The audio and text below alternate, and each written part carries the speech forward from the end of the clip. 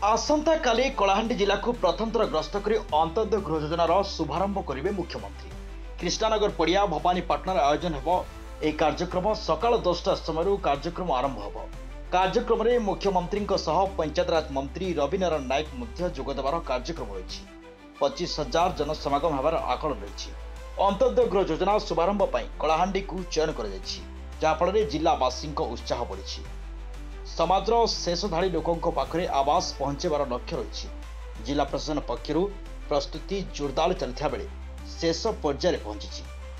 ये हूँ से समय दृश्य आप देखुं कोविड स्थिति प्रस्तुति को जोरदार कर सीधा सड़क भिजुआल आप देखिपुं। समस्त को नमस्कार।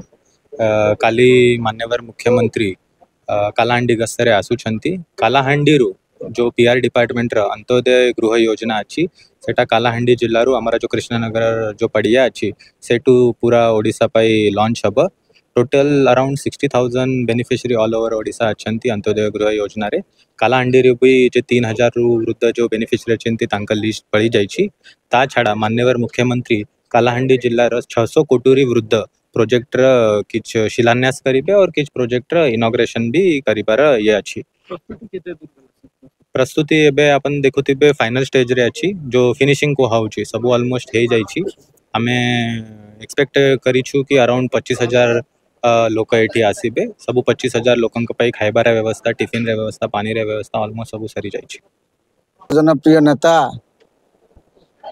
मान्यवर मुख्यमंत्री